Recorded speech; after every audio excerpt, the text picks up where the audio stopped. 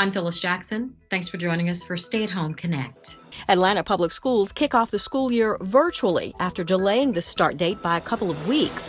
There is a new webpage set up with information on family resources and technology support, and the district will continue providing meals to students. Rockdale, Hall, Carroll, and Meriwether also began welcoming students back virtually. Meriwether providing an option for both in-person and online learning. Georgia Tech reports dozens of coronavirus cases. The website indicates that the students live on campus and are either returning home to isolate or moving to isolation housing, which is being provided by Georgia Tech. And those who may have come in contact with the students are being notified. A portion of those cases are connected to a fraternity house. In a statement to students, faculty, and the staff, University of Alabama President Dr. Stuart Bell says there is an unacceptable rise of COVID-19 cases on campus. He says, quote, "The trend is a real threat to our ability to complete the semester on campus," end quote. The school resumed classes August 19th. And despite re-entry testing, isolation, quarantining, and sanitation protocols, the school is still seeing the challenge of rising cases.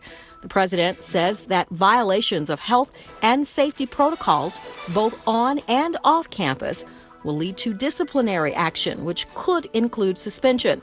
Dr. Bell says although the goal is to complete the fall semester, the margin for error is shrinking. The coronavirus pandemic leads AIRBNB to implement a global ban on parties and events indefinitely. With restaurants and bars closed in many places, some guests are using Airbnbs for unplanned events. When this happens, it can put you at risk. It damages our relationship with your neighborhoods and local communities, and it's even more disheartening during a global pandemic. Occupancy will now be capped at 16 people.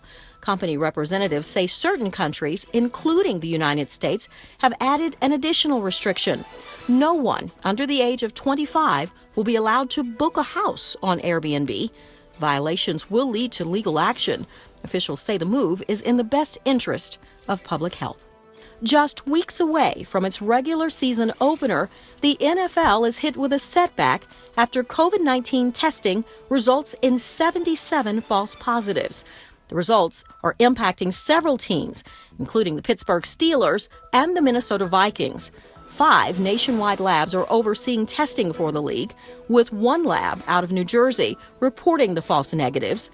Recent tests confirmed 4 positive results from players at training camps. Those with questionable results are being retested. Atlanta City Council members Dickens and Andrea Boone host a back-to-school bash at the C.T. Martin Recreation Center.